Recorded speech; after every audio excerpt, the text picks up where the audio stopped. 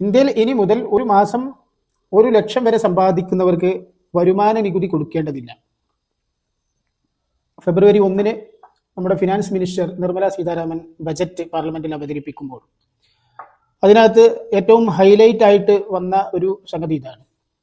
ഇത് ഇന്ത്യയിലെ മിഡിൽ ക്ലാസിന്റെ ഡിസ്പോസബിൾ ഇൻകം വർദ്ധിപ്പിക്കും, അതുവഴി അവരുടെ സേവിങ്സും കൺസംഷനും കൂട്ടും, അത് ഇക്കോണമിക്ക് വളരെ പോസിറ്റീവായിട്ടുള്ള ഒരു ചാലകമായി തീരും എന്നൊക്കെയാണ് നമ്മുടെ ബജറ്റ് അവതരിപ്പിച്ച ഫിനാൻസ് മിനിസ്റ്ററുടെ ഭാഷ്യം. നമുക്കറിയാവുന്നതുമാണ്, സാമ്പത്തിക ശാസ്ത്ര തിയറികളെല്ലാം പറയുന്നത് ഡിമാൻഡ് കൂടുമ്പോൾ സ്വാഭാവികമായും ലാഭം പ്രതീക്ഷിച്ചുകൊണ്ട് കോർപ്പറേറ്റുകൾ ഉൽപ്പാദനം കൂട്ടും. ഉൽപ്പാദനം കൂട്ടാൻ അവർ ഇൻവെസ്റ്റ്മെൻറ്റ് കൂടുതലായിട്ട് നടത്തും, അത് എംപ്ലോയ്മെൻറ്റ് കൂട്ടും. സ്വാഭാവികമായിട്ടും ഇതൊരു ചാക്രികമായ രീതിയിൽ ചലിച്ചുകൊണ്ടേയിരിക്കും. ഇക്കോണമിക്ക് പുതിയ ഉണർവ് വരും, ഇക്കോണമിയുടെ വളർച്ച ത്വരിതഗതിയിലാവും. പക്ഷേ ഏതൊരു സിദ്ധാന്തവും സാമ്പത്തിക ശാസ്ത്രത്തിൽ അവതരിപ്പിക്കുമ്പോൾ പറയുന്ന ഒരു കാര്യമുണ്ട്, സെറ്റരിസ് പെരിബസ്. ലാറ്റിൻ വാക്കായ സെറ്റരിസ് പെരിബസിന്റെ അർത്ഥം അതർ തിങ്സ് റിമെയിൻസ് സെയിം. മറ്റുള്ള കാര്യങ്ങളിൽ കാര്യമായിട്ട് മാറ്റങ്ങളില്ലാതെ അതെല്ലാം അതുപോലെ നിൽക്കുകയാണെങ്കിൽ ഈ പറഞ്ഞ സംഗതി, അതായത് പ്രൈസ് കുറയുമ്പോൾ ഡിമാൻഡ് കൂടും ഉദാഹരണത്തിന്, അല്ലെങ്കിൽ പ്രൈസ് കൂടുമ്പോൾ സപ്ലൈ കൂടും, മറ്റു കാര്യങ്ങളെല്ലാം മാറ്റമില്ലാതെ തുടരുമ്പോൾ മാത്രമാണ് ഇത് അപ്ലിക്കബിൾ ആകുക. അതായത് ഉദാഹരണത്തിന് പ്രൈസ് കൂടുമ്പോൾ ഡിമാൻഡ് കുറയുമെന്ന് പറയുന്നത് ചില സമയത്ത് ചിലപ്പോൾ ഉപഭോക്താക്കൾ പ്രൈസ് കൂടിയാലും കൂടുതൽ വാങ്ങും. അവരുടെ ടേസ്റ്റ് അതിനോട് അനുപൂരകമായിട്ട് മാറുകയാണെങ്കിൽ അവരതിൻ്റെ കൺസംഷൻ കുറയ്ക്കില്ല, ഏതൊരു കമ്മോഡിറ്റി ആണെന്നുണ്ടെങ്കിലും. അതുകൊണ്ടാണ് സെറ്റരിസ് പെരിബസ് എന്നുള്ള വാക്ക് എപ്പോഴും സാമ്പത്തിക ശാസ്ത്ര തിയറികളിൽ വരുന്നത്, അസ്യൂം ചെയ്യുന്നത്.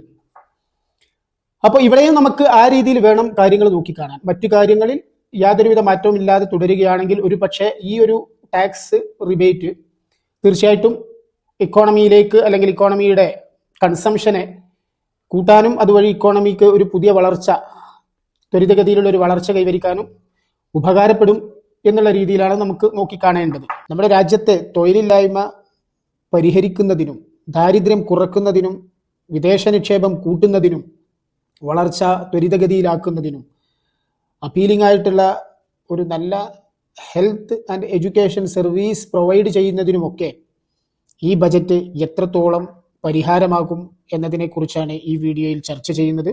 എഫ് തിങ്കിൻ്റെ ഈ പുതിയ വീഡിയോയിലേക്ക് എല്ലാവർക്കും സ്വാഗതം.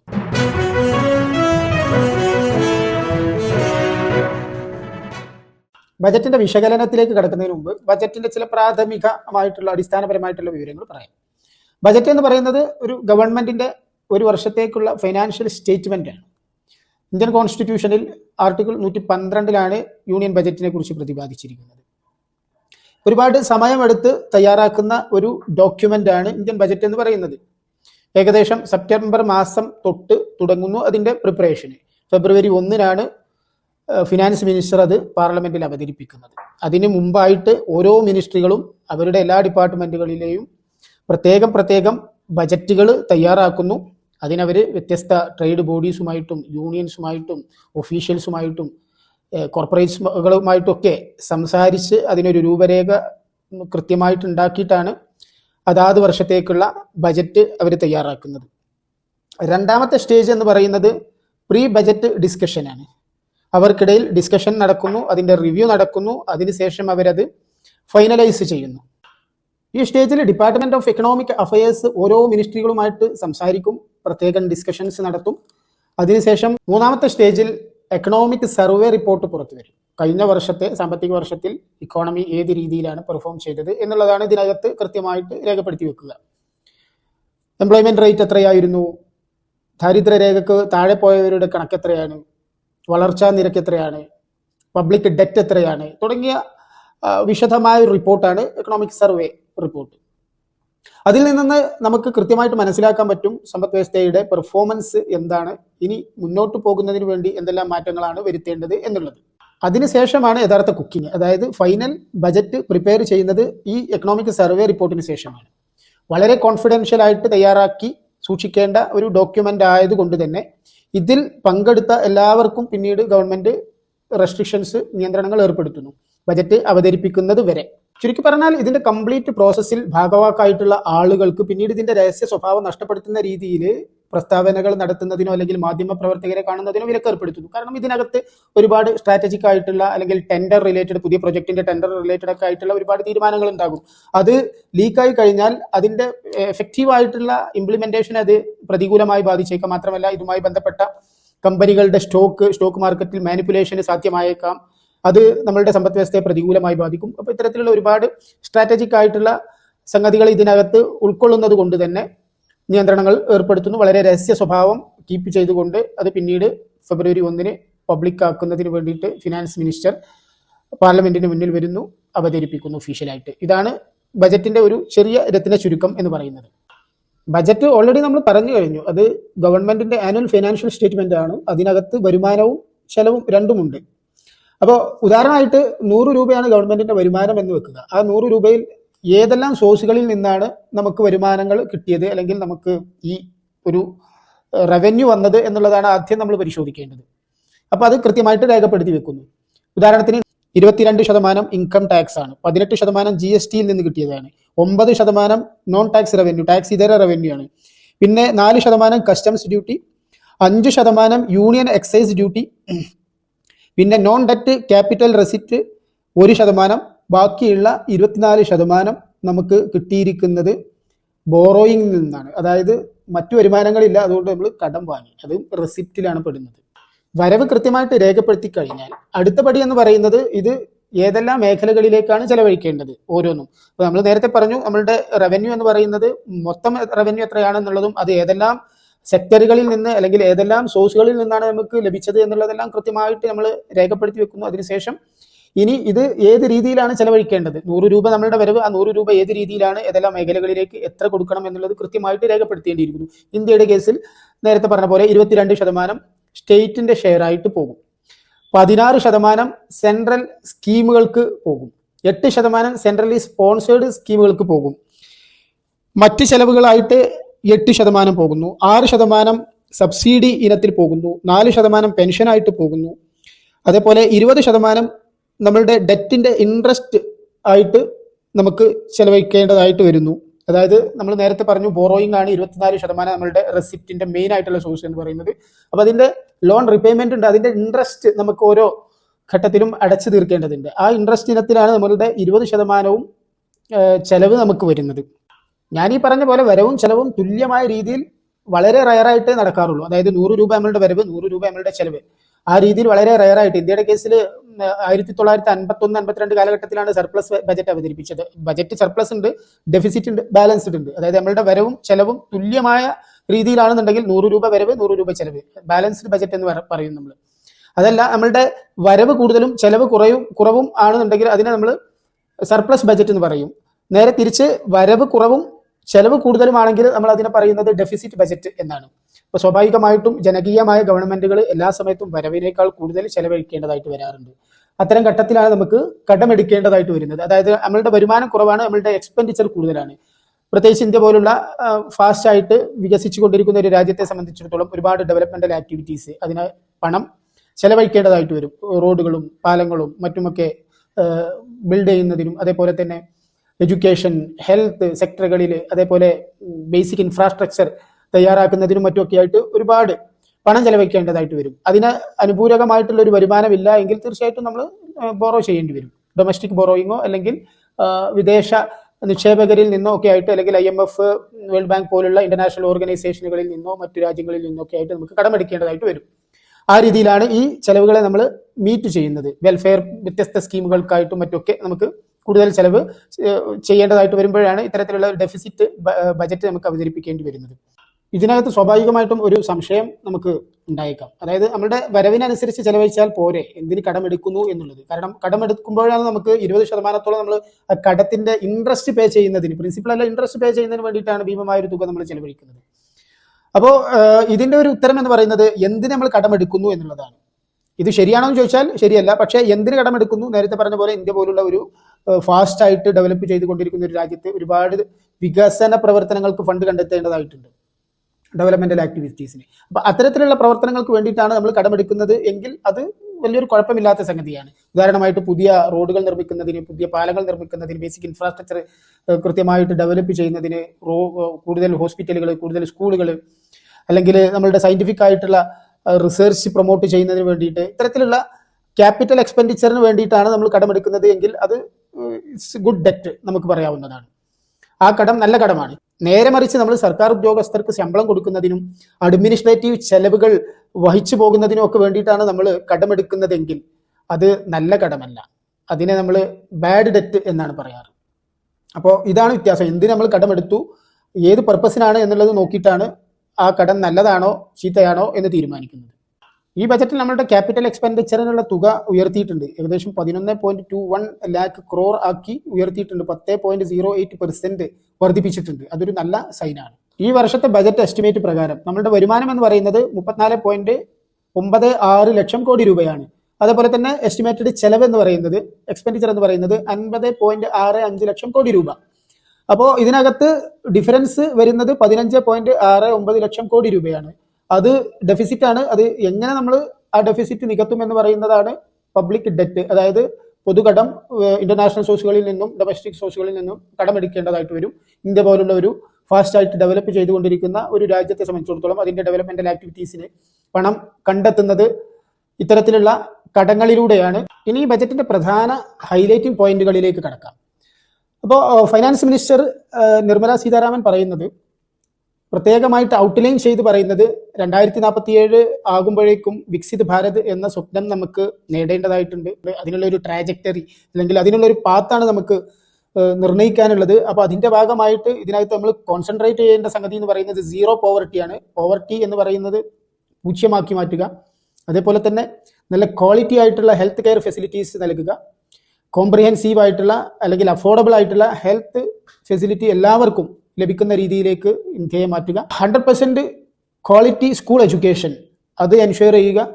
100% സ്കിൽഡ് ലേബർ, അതും മീനിങ് ആയിട്ടുള്ള, എല്ലാവർക്കും മീനിങ് ആയിട്ടുള്ള തൊഴിൽ, എല്ലാവരെയും സ്കിൽഡ് ആക്കി മാറ്റുക. എല്ലാവർക്കും മീനിങ് ആയിട്ട് അവരുടെ പഠനത്തിന് അനുയോജ്യമായിട്ടുള്ള ജോലി കൂടി അവർക്ക് എല്ലാവർക്കും ലഭിക്കുക എന്നുള്ളത്. അതേപോലെ 70% നമ്മളുടെ സ്ത്രീകൾക്ക് അവര് നമ്മളുടെ എക്കണോമിക് ആക്ടിവിറ്റീസിൽ ഭാഗവാക്കാകുക. അവസാനമായിട്ട് ഇതിനകത്ത് പറഞ്ഞത്, നമ്മളുടെ ഫാമേഴ്സ് ഏത് ലെവലിലേക്ക് ഉയരണം, അതായത് ലോകത്തിന്റെ ഒരു ഫുഡ് ബാസ്ക്കറ്റ് ആയിട്ട് ഇന്ത്യയെ മാറ്റാൻ അവർക്ക് കഴിയണം. ഇത്രയും കാര്യങ്ങളാണ് നമുക്ക് വികസിത് ഭാരത് എന്ന ആ ഒരു മഹത്തായ ലക്ഷ്യത്തിലേക്ക് എത്തുന്നതിന് മുമ്പ് നമുക്ക് ചെയ്യാനുള്ള സംഗതികൾ. അപ്പോൾ ഇതിന്റെ എഞ്ചിനായിട്ട് നിർമ്മല സീതാരാമൻ പറയുന്നത് 4 പ്രധാനപ്പെട്ട മേഖലകളാണ്. അതിലൊന്ന് agriculture, 2 MSME micro small scale medium എന്റർപ്രൈസുകൾ, അതേപോലെ ഇൻവെസ്റ്റ്മെന്റ്, പിന്നെ എക്സ്പോർട്ട്. ഈ 4 കാര്യങ്ങളാണ് എഞ്ചിൻ ഓഫ് ഡെവലപ്മെന്റ് എന്ന് പറയുന്നത്. ഈ ഒരു വികസിത് ഭാരത് എന്ന മഹത്തായ ലക്ഷ്യത്തിലേക്ക് എത്തുന്നതിന് നമ്മൾ പ്രധാനമായിട്ടും ഫോക്കസ് ചെയ്യേണ്ടത് ഈ 4 കാര്യങ്ങളിലാണെന്നാണ് ഐഡന്റിഫൈ ചെയ്തിരിക്കുന്നത്. ഫസ്റ്റ് എഞ്ചിൻ എന്ന് പറയുന്നത് അഗ്രികൾച്ചറാണ്. ഇപ്പോൾ അഗ്രികൾച്ചറുമായിട്ട് ബന്ധപ്പെട്ട് ഈ ബജറ്റിൽ ഉൾപ്പെടുത്തിയിരിക്കുന്ന ചില പദ്ധതികൾ എന്ന് പറയുന്നത്, ആദ്യത്തെ പദ്ധതി പ്രൈം മിനിസ്റ്റർ ധൻ ധാന്യ കൃഷി യോജന എന്ന് പറഞ്ഞിട്ട് ഒരു പദ്ധതി അനൗൺസ് ചെയ്തിട്ടുണ്ട്. ഇതിൽ ഏറ്റവും പിന്നോക്കം നിൽക്കുന്ന, അതായത് അഗ്രികൾച്ചർ പ്രൊഡക്ടിവിറ്റിയിൽ ഏറ്റവും പിന്നോക്കം നിൽക്കുന്ന 100 ഡിസ്ട്രിക്റ്റുകളെ ഉൾപ്പെടുത്തിക്കൊണ്ട് അവർക്ക് പ്രത്യേകമായിട്ടുള്ള ഡൈവേഴ്സിഫൈഡ് ആയിട്ടുള്ള, അതായത് വ്യത്യസ്തമായിട്ടുള്ള ക്രോപ്പുകൾ അഡോപ്റ്റ് ചെയ്യുന്നതിനും, അതേപോലെ പോസ്റ്റ് ഹാർവെസ്റ്റിംഗ് സ്റ്റോറേജിനുള്ള ഫെസിലിറ്റികൾ ഉയർത്താനും, ഇറിഗേഷൻ ഫെസിലിറ്റീസ് ഉയർത്താനും, അതുപോലെ അവരുടെ long term short term credit അവൈലബിലിറ്റിയെ ഉയർത്താനൊക്കെ വേണ്ടിയിട്ട് പ്രത്യേകം തയ്യാറാക്കിയ ഒരു സ്കീമാണ് അനൗൺസ് ചെയ്തിരിക്കുന്നത്, പ്രൈം മിനിസ്റ്റർ ധൻ ധാന്യ കൃഷി യോജന.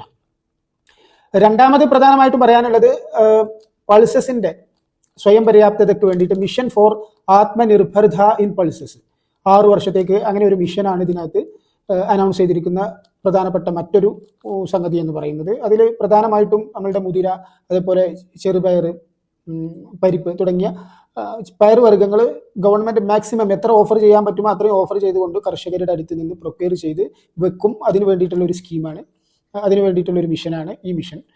പിന്നീട് പ്രധാനമായിട്ടും ഇതിനകത്ത് പറയാനുള്ളത് 3 ലക്ഷത്തിന്റെ ക്രെഡിറ്റ് ലിമിറ്റ് ആയിരുന്നു കിസാൻ ക്രെഡിറ്റ് കാർഡ് ഉള്ളവർക്ക് കിട്ടിയിരുന്നത്. അതിന്റെ പരിധി ഉയർത്തി 5 ലക്ഷം വരെ ലോൺ ലഭിക്കുന്നതിന് വേണ്ടിയിട്ട്, അതായത് കിസാൻ ക്രെഡിറ്റ് കാർഡ് വഴി ലോൺ ലഭിക്കുന്നതിന് വേണ്ടിയിട്ട് 5 ലക്ഷം അതിന്റെ പരിധി ഉയർത്തി. ഈ 3 കാര്യങ്ങളാണ് പ്രധാനമായിട്ടും ഇതിനകത്ത്, ഈ ബജറ്റിനകത്ത് കൃഷിയെ പരിപോഷിപ്പിക്കുന്നതിന് വേണ്ടിയിട്ട് ഉൾപ്പെടുത്തിയിരിക്കുന്നത്. ഡെവലപ്മെന്റിന്റെ രണ്ടാമത്തെ പവർ എഞ്ചിനായിട്ട് ഐഡന്റിഫൈ ചെയ്തിരിക്കുന്നത് MSMEs ആണ്. അതായത് മൈക്രോ സ്മോൾ ആൻഡ് മീഡിയം എൻ്റർപ്രൈസുകൾ. നമ്മളുടെ എക്സ്പോർട്ടിൻ്റെ 45% MSMEസിൽ നിന്നാണെന്നുള്ളതാണ് വ്യക്തമാക്കുന്നത്.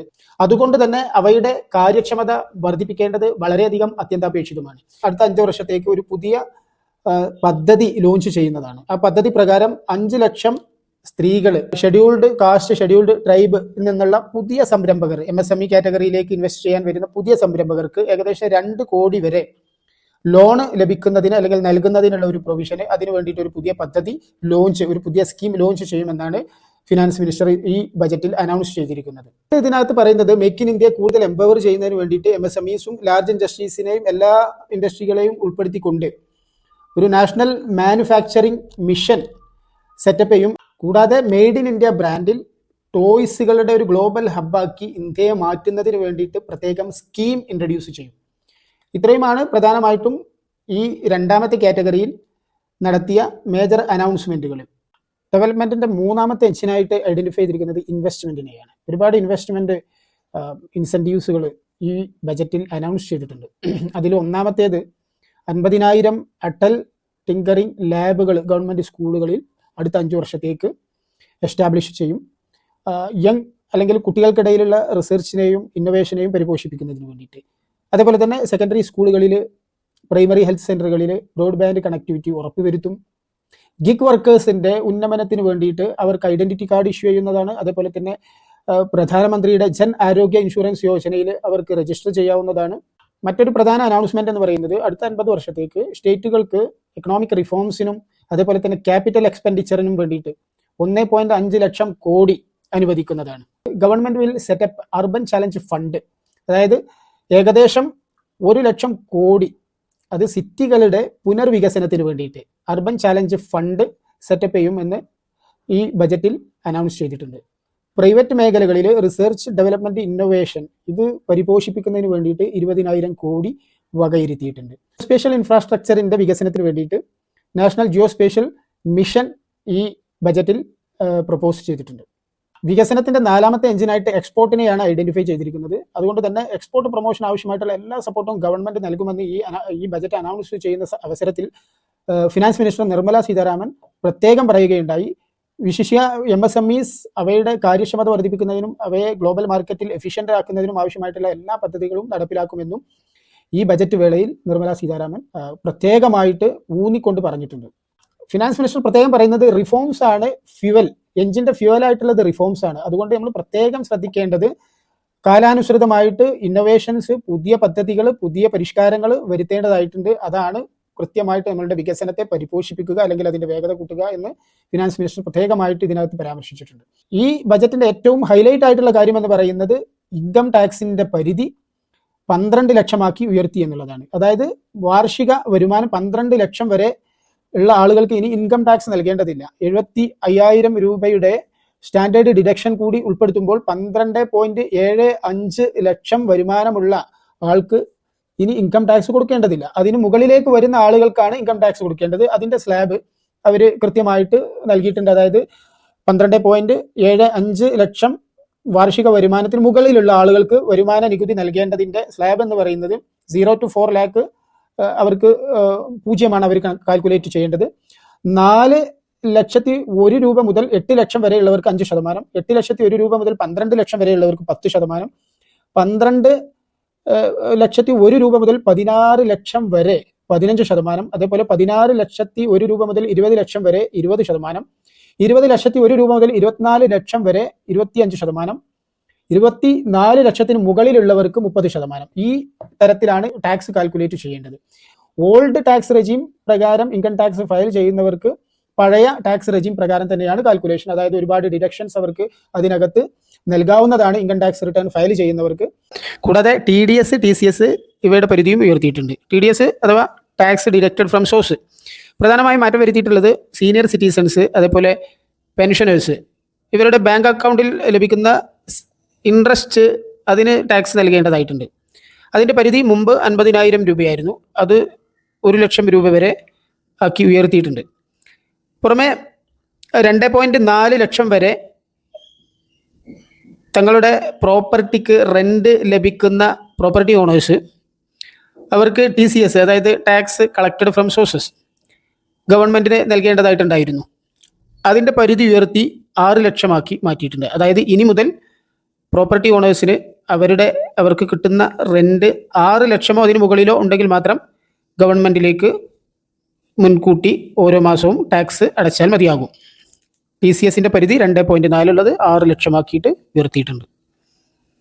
അപ്പോൾ ഇത്തരത്തിൽ മിഡിൽ ക്ലാസ്സിനെ കൃത്യമായിട്ട് ഓറിയൻറ്റ് ചെയ്തുകൊണ്ടാണ് ഈ ബജറ്റ് ഇത്തരത്തിലുള്ള പരിഷ്കാരങ്ങൾ അല്ലെങ്കിൽ ഇത്തരത്തിലുള്ള ഒരുപാട് അനൗൺസ്മെൻറ്റുകൾ നടത്തിയിരിക്കുന്നത്. അതുവഴി ഉദ്ദേശിക്കുന്നത് മിഡിൽ ക്ലാസിൻ്റെ പോക്കറ്റിൽ അവർക്ക് ഡിസ്പോസ് ചെയ്യാൻ പറ്റുന്ന രീതിയിൽ അല്ലെങ്കിൽ ചെലവഴിക്കാൻ പറ്റുന്ന രീതിയിലുള്ള ഇൻകത്തിൻ്റെ അളവ് കൂട്ടുകയും അത് വീണ്ടും മാർക്കറ്റിലേക്ക് വന്ന് മാർക്കറ്റിൽ അതിൻ്റെ ഉപഭോഗം വർദ്ധിപ്പിക്കുകയും അതുവഴി പ്രൊഡക്ഷനും ഇൻവെസ്റ്റ്മെൻറ്റും എംപ്ലോയ്മെൻറ്റ് ജനറേഷനും അതുവഴി എക്കണോമിയെ മൊത്തത്തിൽ ഗ്രോത്തിനെ ഒന്നുകൂടി ത്വരിതപ്പെടുത്തുകയും ചെയ്യും എന്നുള്ള ഒരു അനുമാനത്തിലാണ് ഇത്തരത്തിലുള്ള ഒരുപാട് പരിഷ്കാരങ്ങൾ നടത്തിയിരിക്കുന്നത്. ആ രീതിയിൽ ബജറ്റ് നേരത്തെ പറഞ്ഞ പോലെ മിഡിൽ ക്ലാസിന്റെ പ്രോപ്പൻസിറ്റി ടു കൺസ്യൂം എത്രത്തോളം ഉണ്ട്, പ്രൊപ്പോർഷനേറ്റ്, മോർ ദാൻ പ്രൊപ്പോർഷനേറ്റ് ആണെന്നുണ്ടെങ്കിൽ തീർച്ചയായിട്ടും അത് എക്കോണമിയെ ബൂസ്റ്റ് ചെയ്യും എന്നുള്ള കാര്യത്തിൽ യാതൊരുവിധ സംശയവുമില്ല. ജനോപകാരപ്രദമായ ഒരുപാട് പ്രൊവിഷനുകളും ഒരുപാട് അനൗൺസ്മെൻറ്റുകളും ബജറ്റിനകത്തുണ്ടെങ്കിലും ഒരുപാട് പോരായ്മകളും ബജറ്റിനുണ്ട്. Filled with so many flaws we can say. ഒരുപാട് പോരായ്മകളുണ്ട്. ഒരുപാട് മേഖലകളെ ടച്ച് ചെയ്യാതെ പോയിട്ടുണ്ട്. ഒരുപാട് സ്റ്റേറ്റുകളെ കാര്യമായിട്ട് പരിഗണിക്കാതെ പോയിട്ടുണ്ട്. കേരളം, തമിഴ്നാട് പോലുള്ള സൗത്ത് ഇന്ത്യൻ സ്റ്റേറ്റുകളെ പാടെ അവഗണിച്ചപ്പോൾ ഇലക്ഷൻ നടക്കാൻ പോകുന്ന ബീഹാർ പോലുള്ള സംസ്ഥാനങ്ങൾക്ക് കൂടുതൽ ഫണ്ട് വകയിരുത്തിയിട്ടുണ്ട് എന്നുള്ളൊരു വിമർശനം ഈ ബജറ്റിനുണ്ട്. അതുപോലെ തന്നെ മിഡിൽ ക്ലാസ്സിനെ കൂടുതൽ പ്രീതിപ്പെടുത്തുന്നത് ഡൽഹി ഇലക്ഷനെ മുന്നിൽ കണ്ടുകൊണ്ടാണെന്നുള്ളൊരു വിമർശനവും നിലനിൽക്കുന്നു. ആർട്ടിഫിഷ്യൽ ഇൻ്റലിജൻസിനെ നമ്മൾ ഫോക്കസ് ചെയ്യേണ്ട ഒരു രീതിയിൽ ഫോക്കസ് ചെയ്തിട്ടില്ല എന്നുള്ളതാണ്. വെറും 500 കോടിയാണ് അതിലേക്ക് നമ്മൾ നീക്കി വെച്ചിരിക്കുന്നത്. തൊഴിലവസരങ്ങൾ കൂടുതൽ സൃഷ്ടിക്കുന്നതിനാവശ്യമായിട്ടുള്ള നടപടികൾ പ്രത്യേകമായി പരാമർശിച്ചിട്ടില്ല. അതേപോലെ തന്നെ ഇൻഫ്ലേഷൻ കുറയ്ക്കുന്നതിനും വർദ്ധിച്ചു വരുന്ന ഇൻകം ഇനീക്വാളിറ്റി കുറയ്ക്കുന്നതിനും പ്രത്യേകം ആവശ്യമായിട്ടുള്ള പദ്ധതികളൊന്നും നമുക്ക് ഈ ബജറ്റിൽ കാണാൻ സാധിക്കില്ല എന്നുള്ളതും ഒരു പോരായ്മയായിട്ട് നമുക്ക് പറയാവുന്നതാണ്. ഫിസ്ക്കൽ ഡെഫിസിറ്റ് 4.8 നിന്ന് 4.4 കുറക്കും എന്ന് ഇതിനകത്ത് പരാമർശിച്ചിട്ടുണ്ട്. അത് വീണ്ടും ഇക്കോണമിയെ കോൺട്രാസ്റ്റ് ചെയ്യില്ലേ എന്നുള്ള ഒരു ചോദ്യം അവിടെ ബാക്കിയാകുന്നുണ്ട്. അത് ഇക്കോണമിയിലേക്ക് പൈസ പമ്പ് ചെയ്യുന്നതിനെ കുറക്കുകയും അതുവഴി വീണ്ടും ഡിമാൻഡ് ഡെഫിഷ്യൻസിയും നേരത്തെ പറഞ്ഞ പ്രൊഡക്ഷൻ കുറയാനും അതുവഴി വീണ്ടും ഗ്രോത്തിനെ സ്ലോ ഡൗൺ ചെയ്യാനും അത് ഒരു പക്ഷേ കാരണമായേക്കും എന്നുള്ള ഒരു ചോദ്യം കൂടി അവിടെ ബാക്കിയാക്കിക്കൊണ്ടാണ് ഈ ബജറ്റ് ഡിസ്കഷൻ ഞാൻ ഇവിടെ അവസാനിപ്പിക്കുന്നത്. നിങ്ങൾക്ക് നിങ്ങളുടെ വിലയേറിയ നിർദ്ദേശങ്ങൾ അതേപോലെ തന്നെ അഭിപ്രായങ്ങൾ കമൻറ്റ് ബോക്സിൽ രേഖപ്പെടുത്താവുന്നതാണ്. ചാനൽ ആദ്യമായിട്ട് കാണുന്നവർ ഉപകാരപ്രദമാണെന്ന് തോന്നുകയാണെങ്കിൽ ചാനൽ സബ്സ്ക്രൈബ് ചെയ്യും എന്ന് വിചാരിക്കുന്നു. അതേപോലെ തന്നെ വീഡിയോ ഇഷ്ടമായാൽ ഇത് ലൈക്ക് ചെയ്യാനും ഷെയർ ചെയ്യാനും മറക്കരുത് എന്ന് പറഞ്ഞുകൊണ്ട് എഫ് തിങ്കിൻ്റെ ഈ വീഡിയോ ഇവിടെ അവസാനിപ്പിക്കുന്നു. നന്ദി, നമസ്കാരം.